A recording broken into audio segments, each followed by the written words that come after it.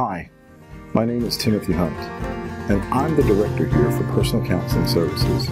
Welcome to Flyers Take Flight.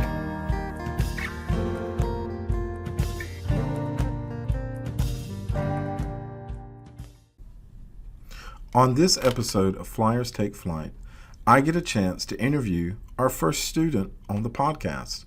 This episode just screams fun. If you've not had a chance to meet Megan Ramsey, you are in for a complete treat.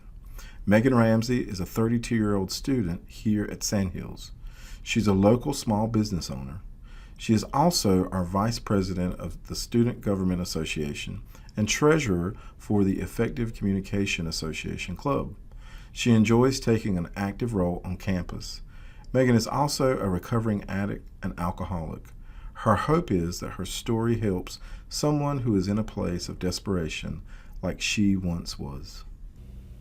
Good morning. Hi. You know, I love it when I get to talk to you. You bring out my child.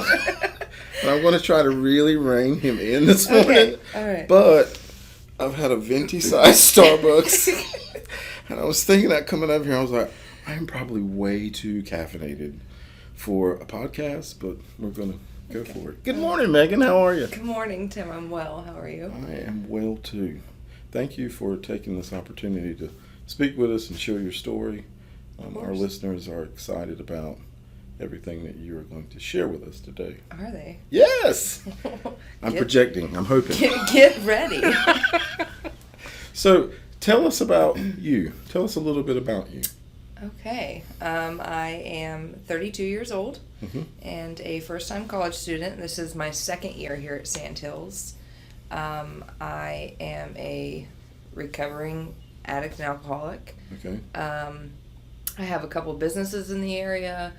I am heavily involved on campus. I'm the vice president of SGA. Yeah. The treasurer of ECA. Yeah. I'm on the mental health board. Yeah. I do everything that the slave labor requires at Sandhills. Scratch that. I really enjoy Sandhills and what it's done for me these past couple years, and that's what I do. I'm a busy woman. Sounds like it. Now, what's your major? Psychology. Psychology. Yeah. My hopes are to be a narrative and art therapist with children that come from abusive and addictive backgrounds. Mm-hmm. So Love that. if I could help a future little Megan, yeah, take a different path, and that's the goal. It's interesting that you said that. Tell us about little Megan. Tell us about all those experiences that you had as a child. Well, my mom says that I was precious, so I'm not sure You still are. So I was born into alcoholism and addiction. It wasn't something that I just kind of stumbled upon. It was like a destiny for me. Yeah. My father was an alcoholic.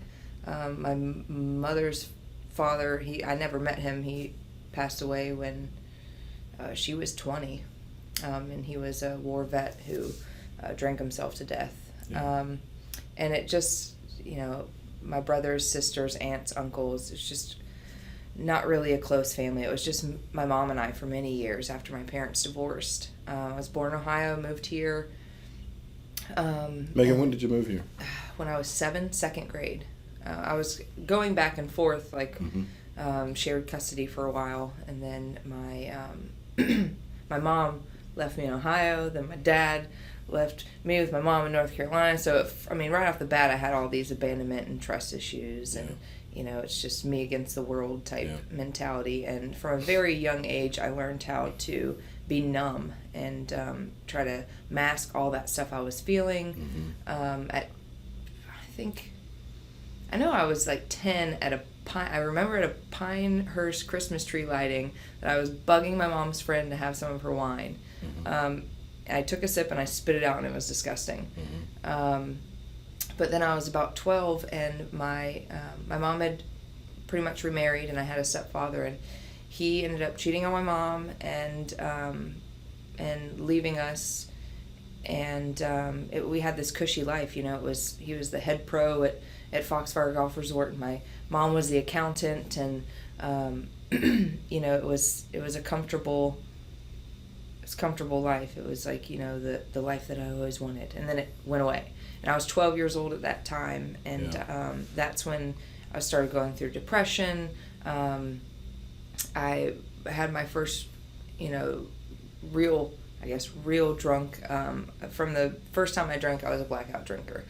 I was 12 years old. I told my mom we were going to this friend's house. This friend told her mom we were going to my house. We went to the bowling alley with a bunch of airplane bottles of vodka or whatever that she had at her parents. And, I think I remember waking up in Rockingham from Pinehurst. Wow. So at 12 years old with, older people, and that's a pretty scary situation to put yourself in. But I remember feeling like this is it. Like, I feel a part of, I feel, connected with whatever this crowd is. I don't feel anything that I've been feeling. And then it just kind of escalated from there. I did have an introduction before the drinking. I had an ingrown toenail. I went to the doctor. They removed it, and they gave me these. This is right at the height of them splitting up. And they gave me these pain medicines. My mom worked and said, "Here, take your medicine. I gotta go to work." And I was pretty much a self-efficient child. Yeah. And these pills were like, whoa, these make me feel great. So I kept getting ingrown toenails to keep getting these pills. And actually, if you look, one of my big toes is smaller than the other because they finally had to put a medicine in it. So, I didn't know what addiction was, but it was already taking an active role in my life. So I think that kind of opened the door to be easier. It was easier access to being okay with getting drunk or high. Is it safe to say that there was a sense of belonging when you found your because I felt like people? I didn't belong, because it's like, I think that childhood Megan said, your dad doesn't want you, your mom doesn't want you, your brothers and sisters don't want you, your other family, because we didn't have a family dynamic relationship. And I'm leaving friends at such a young age here, and when I got here, the first thing, I had this hideous bowl cut. And I was a little chubby as a kid. I got to eat whatever I wanted, and I think that they were trying to cope with me, and letting me do whatever I want, letting me eat whatever I want. And so when I got here, it was just I had to find a way to fit in, and I never really did until I found that crowd. A lot of times in addiction, I would surround myself with people worse off than me to make me feel better than myself, and that's just kind of how that selfish mentality is in addiction, alcoholism. Yeah. So, fast forward to teen years. Let's say I'd be 22. Whoa. A lot happened in those 10 years. I right after I started drinking and using, a girl introduced me to in high school of self-mutilation. I did that through 18, was in and out of hospitals, mental hospitals, treatments, rehab facilities. I think 8 hospitalizations from 13 to 18. How many? 8. 8. It was like every couple months. Well, I was in one for 9 months. And then I got out, went to a group home when I was 16 for 2 years. I was there for a year, left, came back for another year, which was my choice. I was tired of going in and out of the hospitals. Then 20, I got out when I was 18, and I had a full ride to art school. I graduated from this little, I joke and say that I was second in my class, but there was only 2 of us that graduated. So, were you the salutatorian or the valedictorian? I was, the latter. Gotcha. I graduated, and I'd been in this group, and I was like, I'm going to do me. I'm 18. I've been held down by the man. Like, I'm going to, I'm going to just take a year off, and then I'll go to school. That did not happen. By 20, I was told that I was going to die unless I, did something about it. I was got to the point where I was doing anything and everything. The most degrading thing I ever did was I was smoking crack cocaine, and my mom kicked me out, said I couldn't come home unless I went to rehab. So I went to a place called Butner in North Carolina. They had an AA program in there and some NA, and I I think I was just kind of going in there to slow down.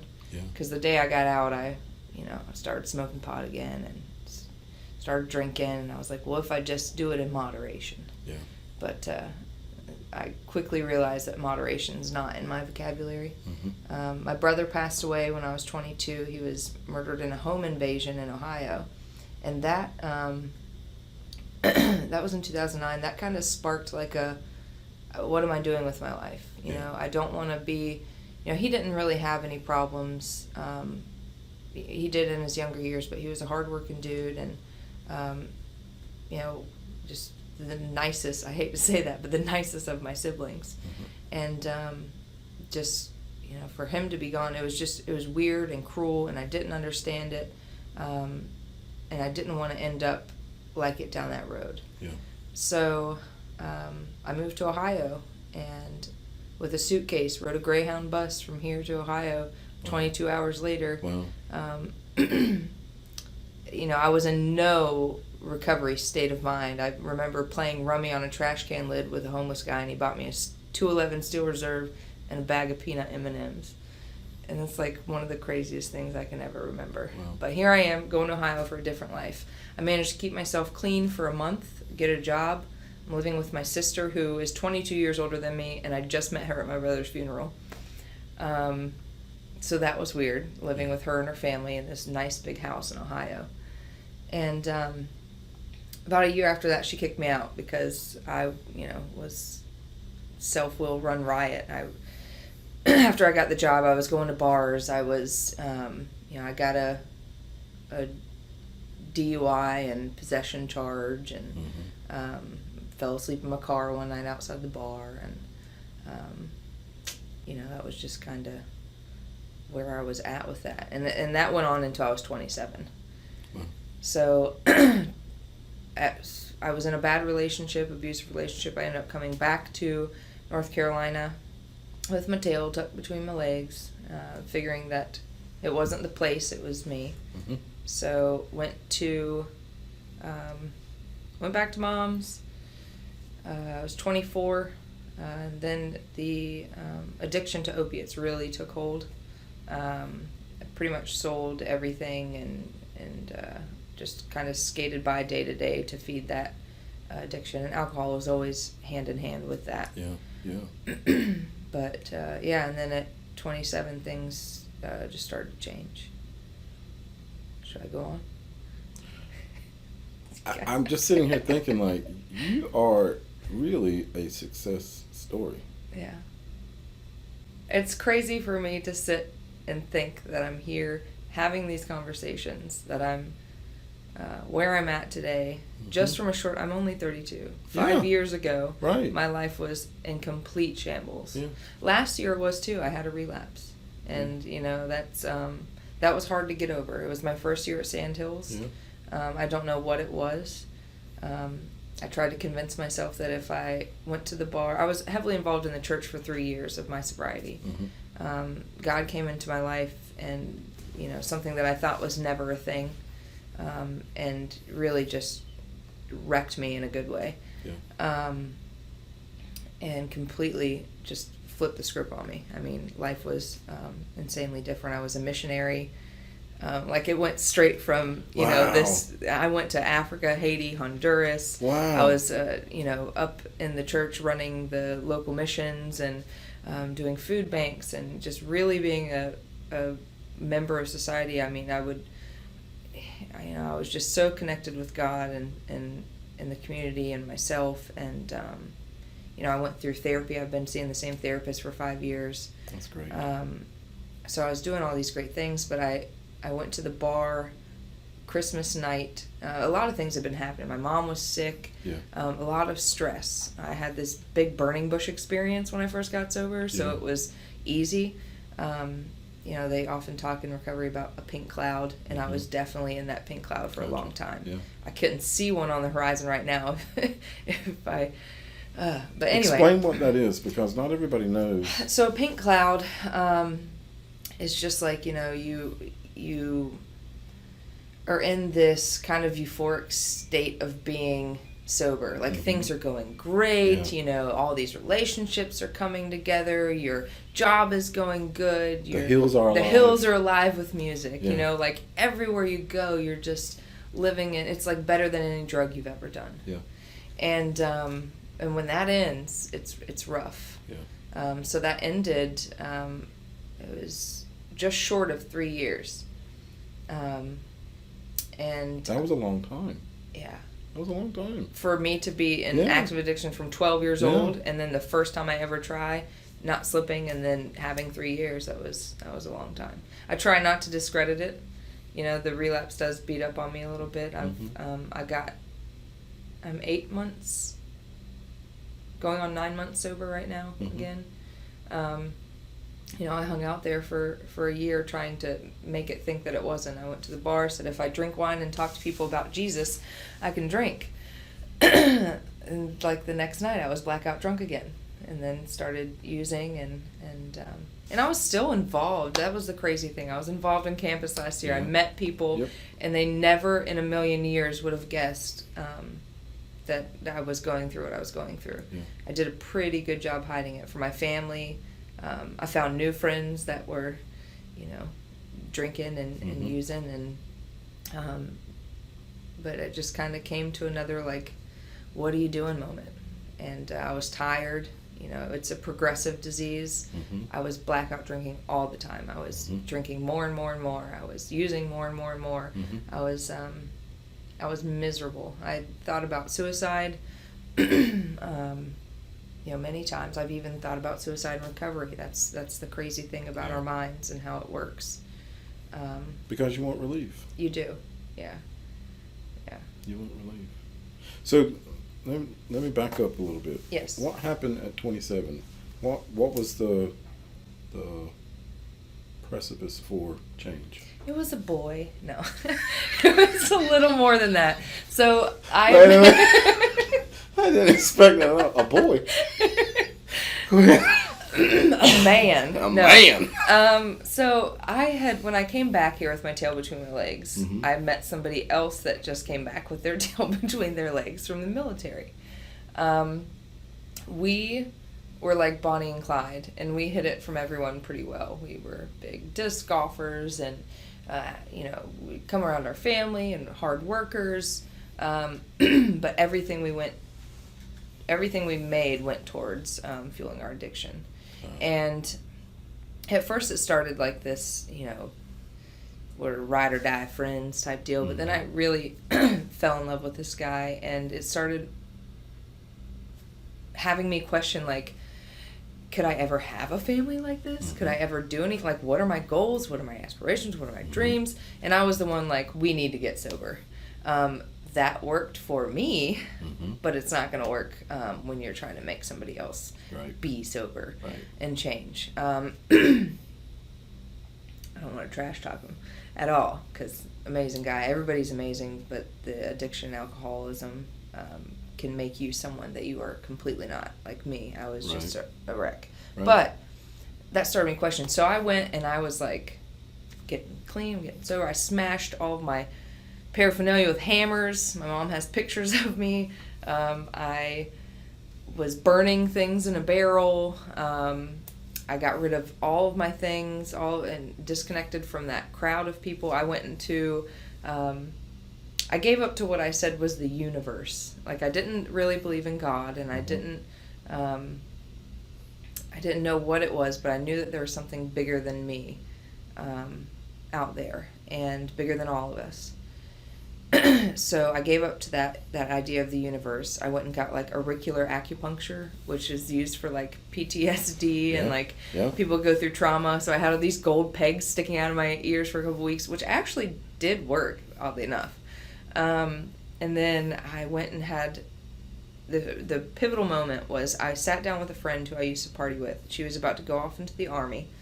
She said, Megan, I finally found out what I've been missing in life. And she's like, I know her as like discovering every religion, and you know, she's just very bounces one thing to the next. And so I thought she was going to tell me some guy or, you know, something outlandish. And she goes, and for me at the time it was, she goes, I found I found a relationship with God, with Jesus. And I was like, oh no. What? I was like, Lauren, I love you, man, and I'm going to let you tell me about this, but it's not my cup of tea at all. Yeah. And she goes, it's not about the religion, about what, our parents tried to shove down our throats when we were kids. It's about a relationship.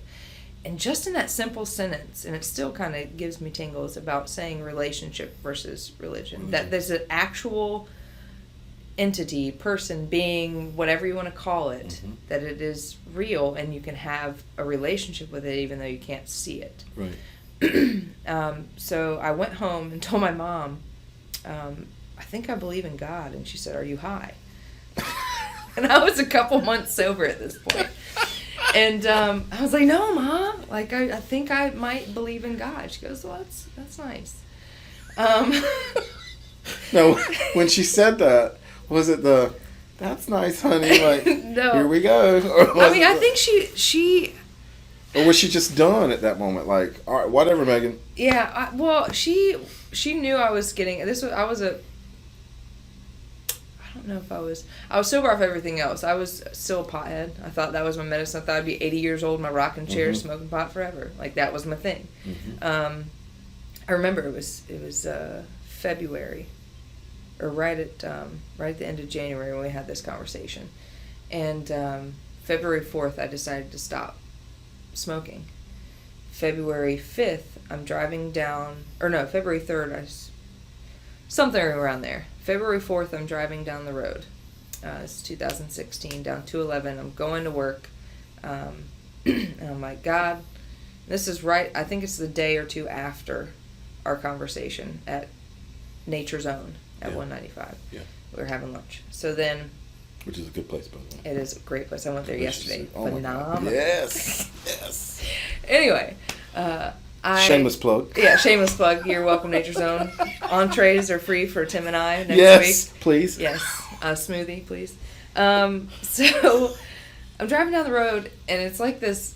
I don't know. I'm sitting in my car, driving down the road, down 211 in the morning, kind of by the hospital, and I was like, God, if you're real, I need you to show yourself to me, because that's the only way I work. Like, I need you to show yourself to me in a big way. Let me believe it. And then I waited. There's nothing. So I go on my way to work. I'm driving back home from work. Same day. Same place. I start getting all these phone calls from my Bonnie and Clyde partner, well, his mom. Mm-hmm. He had just started going to a methadone clinic. And I went, a different route, just cold turkey. But she just found out, was freaking out, sending me all these texts. So I decided to pull over in Cannon Park, right off 211. About where I was going that morning. And I pull in, there's nobody in the park. I'm sending these texts, and I say, well, maybe it's a sign that he's trying to do something different. I say, maybe it's a sign. Press send, look up, and there's a man walking towards me all of a sudden with a 200-pound wooden cross out of nowhere. And I'm like, I look to my left and to my right, and I'm like, are you kidding me? Probably not my words. And something tells me, like, I'm just like, what is going on? Something tells me to get out of my car and ask him if I can take a picture. I was like, Megan, you are crazy. So I get out, and I was like, hey, can I take a picture? Because I want to send it to his mom. Like, I just sent you that. This just happened. Like, this is for you. Little did I know that was for me. So he's like, yeah, sure. Do you want me to act like I was walking this way or that way? And I was like, I don't know. This is weird. Just, whatever way you want. Wow. And he was like, hey, what's your name? And Megan. He's like, I'm John. I just started doing this a week ago to show people what Jesus did dying on the cross for our sins. I was like, cool. And, I was just How freaked out were you? Oh, I was, trying to hold it together, but super, dumbfounded. And he's like, it's no mistake. It gets crazier. It's no mistake. God told me to come here at 4 o'clock today. I was going to come here at 2, but he told me to come here at 4 because there's going to need to be somebody that sees this. Right? I mean, if you guys could see Tim's mouth ajar right now. Wow! So, then he goes, I feel like God told me that the person I'm going to meet is facing a lot of... He's like, have you heard the story of David and Goliath? You're facing a lot of Goliaths in your life right now. And I'm just sitting here like... what is going on? Like, is this real? That Am I is- high? Am I high, Mom? Like, Mom, am I? And so, yeah, it was insane. And so this guy he's like, can I pray with you? And inside I'm like, no. And then I say, yeah, sure. Wow. And he prays with me, and he was like, gives me a card, and he was like, I have this book I want to give you. He wrote this little book about facing our Goliaths and turning our lives over to God and doing simple things like listening to Christian music, reading the Bible, like just little things to get to know who God is, and who he is in your life and who he has been, which was really cool to find all that out over those 3 years. And so I was like, okay, I take his card, and then a week goes by. I go back into my crazy life. And then I pull in. I had so much anxiety at this point, I could not stand to talk to people. Yeah. Like, me, I'm very sociable now. Yeah. It literally scared me to death. I would have panic attacks. So I went into Nature Zone, grabbed my food, sat in my car. Shameless plug. Shameless plug. I want some espresso in this. So I went and got my lunch, sat in my car, and then I see his card, and I'm like, let me call this guy. I call him. I was like, hey, this is the girl that you saw with the carrying the cross and the stuff, and I want to get that book from you. He's like, I'm actually on my way to Nature Zone right now to drop some books off. No way! Where are you at? I was like, oh my God. I'm in Nature Zone. It's completely insane. So I was like, okay, I got to read this book. So I read this book. Wow. A month goes by. He invites me to his church, and the rest is history. I walk into, this is the first church I'd ever walked into where I'm covered in tattoos. I'm looking pretty ragged. Wow. Everyone already knew my name because he already told everybody about me. The first night I walk in to that, and it wasn't a Sunday, it was a Tuesday night small group. I walk in, the guy who's speaking, I'm like, he looks so familiar. It was my ex's dentist, and he was talking, I just ended things with him because I need to learn how to love myself before I love someone else. And what is he talking on that night? My dentist, who I went there with him like a month ago, talking about loving ourselves and finding out, how God loves us before we can love someone else. Holy. And it broke me down. And I just kept going back. This Sunday, Tuesday, Wednesday, Monday, Thursday, and I just got really involved in that and really got into a spiritual solution with that. And it worked great. And then, I got, whether it was complacent or whether that's God's intention, I was batting around the idea that I could drink and muse again, and I can't. Now I know that I know that I know that I know that I cannot, and I don't want to. Yeah. What a phenomenal recovery story! Oh my God! It's a strange one. That's not strange. That's incredible. That is incredible. Yeah. So, do you feel like, when you look back, was that the pivotal moment? Was that has that been one of many? That's been the. I mean, it's a snowball. Oh, and the girl that I had lunch with, that is her father. That's her godfather, the guy with the cross. Did not know it. She didn't know it. I didn't know it. Like, I write her. I forgot that part. I write her. I'm like, I found God. This guy came up to me with a cross on the road, and like all this stuff happened. She writes back, and she's like, no freaking way. That's my godfather. And things like that just kept happening. That was that pink cloud that I wrote, and they were things that I cannot, no matter how hard I try to think about it or scientifically come at it, there's no reasonable explanation on how those things could have or should have happened other than what I identify with as God and that higher power, that bigger thing over all of us. Like that got me right there. So if I heard a voice in my head that told me to go left, to buy this person groceries, to give $200 of my money here when I hadn't had $200 in years, I did it. And then it just kept happening. Financially, I mean, it didn't even feel like I started working more, but I started making 3 times as much. I started tithing, I started giving freely. I lost all sense of, I grew up at a young age realizing that bills were a thing really quick. We lived paycheck to paycheck, barely. Yeah. Sometimes not even. I almost got taken out of the home because there wasn't food.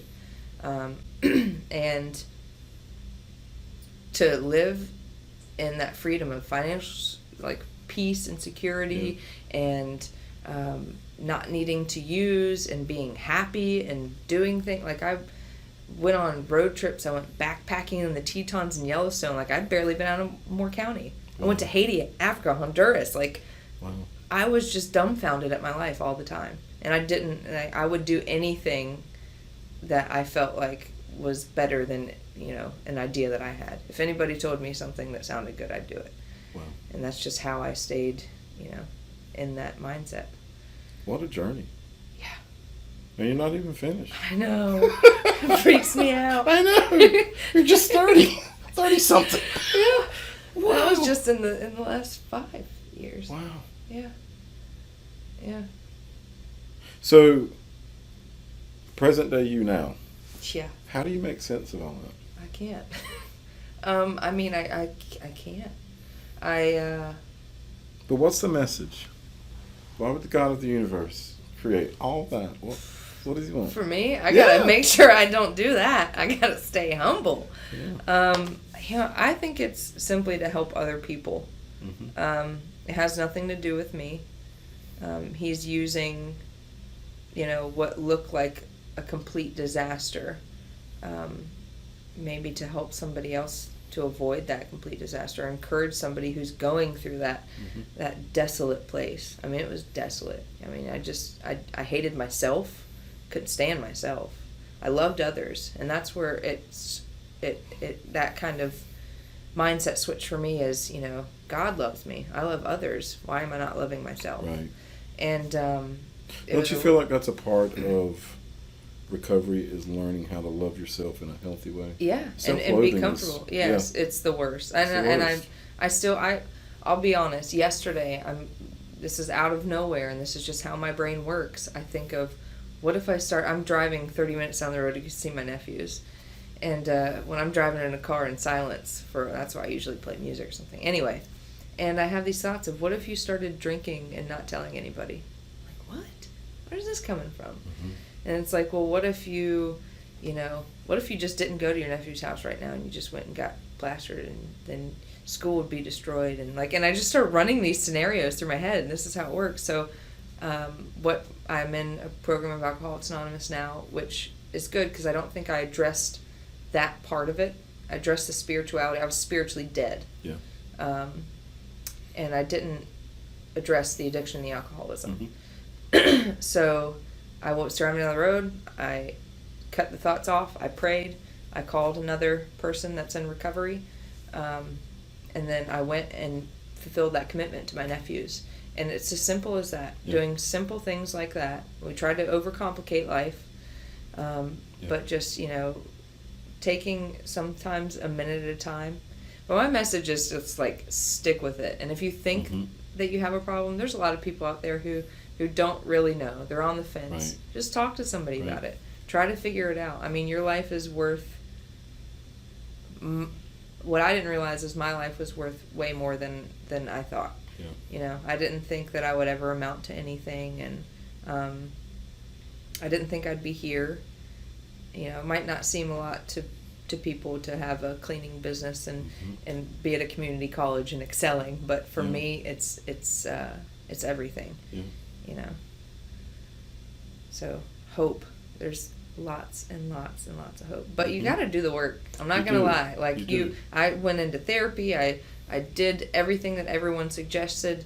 You can't just say, okay, I'm done, and then expect everything to go back the way it was. Right. And I mean, and this time around too, I pulled away spiritually during that relapse. That's been kind of the hardest part to get. I actually went into the rooms of AA to find God, because I knew that those people there, had a spiritual solution, because I couldn't find it at church. Like, I was like, where are you, God? I mean, and we do that a lot. He's there, but we do that a lot where we just feel lost.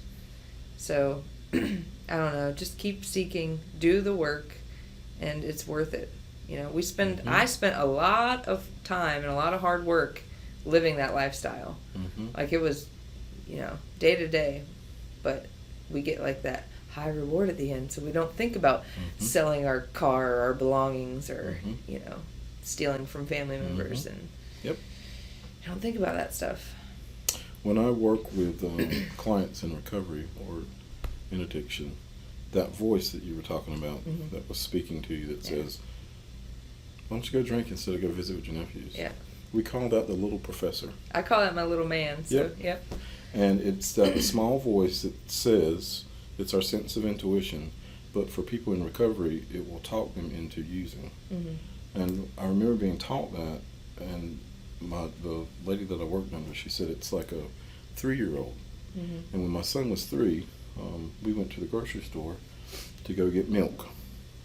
And we get in there and I put him in the buggy, and the next thing I know, I'm seamlessly pushing him down the aisle, and he's like, Daddy, what about this? Daddy, what about that? Daddy, what about this? I get home and I've spent $150 on Fruity Pebbles and Ding Dongs. Fruity Pebbles and Ding Dongs. And my wife is like, you were just to get milk. What happened? I was like, I really don't know. That sounds like me every time I go to the grocery store. And that's what happens when we're in recovery. We're listening to that voice and we're not parenting it. And I was like, oh my God, that's what we have to do. We have to really parent that part of ourselves that sells these great ideas at the time. And sometimes they can be good, and sometimes they can be bad, but we just have to parent that part. That's exactly what I came to the conclusion of yesterday. Once again, God shows up. I go to a meeting last night after I'm feeling these obsessions and cravings, and the meeting's on the phenomena of craving. And I came to, when things go good, I'm a really good self-sabotager, like really good, expert level. And so things are going good in my life right now. Relationships, family, jobs, school. People think highly of me or something. Yeah. And that scares the heck out of me. Well, I was going to ask you that because I know you're hot on the press right now. You're doing podcasts. I'm the face of Sandhills. You're the face of Sandhills right now. We are just loving some Megan. We're just going to put her everywhere. But how do you deal with that pressure? I just let that go. Like I seriously just try to stay in my roots of who I am, and when I'm coming and doing these podcasts or taking a picture or going, it's not for me. It's for whatever God wants to use me for. I really have to make sure I stay outside of myself, because when I get inside of myself, it's really dangerous. So I do things. I have a couple friends in the area that are homeless, and I go and visit with them and bring them stuff. I do just little things for people here and there. I'm not going to sit here and brag on myself about what I do, but I like to keep that personal. But I stay outside of myself as much as possible. My insecurity. I'm grounding. My insecurities of, I have physical insecurities. I have, the self-sabotage thing. I go back to that. It's that's what I think I was going through. I'm feeling uncomfortable, because what's comfortable to me is riot and dissolution and havoc and drugs and alcohol. That was comfortable. That's where I lived majority of my life. And when I'm outside of that, it's uncomfortable. And what do you do when you're uncomfortable? You use or you drink. That's what what that little man tells you to do. So I have to just address the little man, tell him to bugger off, and make sure that I got a different little man in there. I call it my Jiminy Cricket. And if I'm feeling down, that phone can weigh 1,000 pounds sometimes, but I try everything in my strength to lift it up and to call, and not just start blabbing about, oh, I'm going through this and this is I just want to know how you're doing. What's going on? What did you do today? It's just to totally alienate myself, what I'm thinking. Addict and alcoholics have the great ability to be selfish, manipulative, egocentric. It's all about me. What can I get for me? And so it's staying outside of yourself. Grounding. Super grounding. Laying down on the ground. We are fortunate to have you as a student. Stop it. I had no idea. I was excited about interviewing, but I was like, now listening to the story, I'm like, oh my God. Did I almost make you cry? Yeah, a little bit. Sweet. You flipped it. She did. I was looking over. Taylor's like, bawling in the Taylor's corner. bawling over there, and I'm like, can't look at Taylor while I'm talking because I'm going to start crying. It's a beautiful story. Beautiful, beautiful story. Well, thanks for letting me share it. Absolutely. And I hope that it, like I said, it helps somebody else. So if you had, one of the reasons why I wanted to interview you is because, September is Recovery Month. It's also suicide prevention. And your story just blends perfectly with that, as we saw in the Tim Talk. Shameless plug. Shameless plug. Tim Talk. Tim Talk. So what would you say to somebody that's in that dark place right now? What would your advice be? You can call me. Yeah. I mean, you guys can email me at ramsey.329@sandhills.mail.sandhills.edu. No, call somebody and try to picture your life in 5 years. If somebody would have asked me why I was doing what I was doing, I really couldn't come up with a valid answer. Like, why are you? And then I started, going back to my childhood. Like, it was crappy, and I had all these, but none of that really measures up to the promises that someone can potentially have. People at Sandhills, I think that it's a different crowd because you're students, you're trying to excel in something, you want a future. And if you're being held back by these, I think that's what shed some light on my relapse sooner. I probably could have stayed out for 10, 15 years. Yeah. But I'm here for a reason. Everyone here listening to this here at Sandhills, they're here for a reason. And you just got to ask yourself, what's my reason? And align yourself with that. Yeah. And the other thing, being from Robeson County, coming here to work, I had no idea how big the recovery community here is in Moore County. It's huge. We have a big recovery. We have a big out of recovery. Yeah. I mean, I think that's the whole point of the recovery. There's a lot of opiate use and abuse, and we've got the local bars, and it's just it's kind of, ever since I was younger, that was the thing to do. We go to house parties and get messed up, and but yeah, there is a huge recovery. We have an AA meeting that meets at First Baptist Church in Southern Pines on Mondays and Thursdays at 7 p.m. You can find me there. And that's a good avenue. I think there's an NA that meets there. There's plenty of group counseling. I know I had explored intensive outpatient at Sandhills. Timothy Hunt, plug, has 6 free sessions. 6 free sessions. 6. So there's six.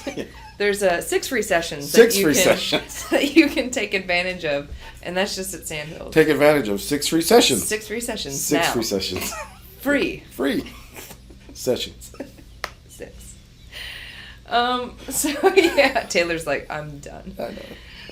She knows this with me. I'm mainly wondering what the auto captioning software is gonna become. Oh God. Yeah. That threw me. So yeah, we're talking about recovery in the community. Yeah. All the options you can do, like 6 free sessions with Timothy Hunt. Yeah, 6 free sessions. That's what it was. Yeah, 6 that's free what sessions. it was. So. And then hopefully something here at Sandhills that we'd like to start, maybe. Talk about that. I would love to do, and if anyone wants to contact me and let me know, like, hey, that would be an amazing idea.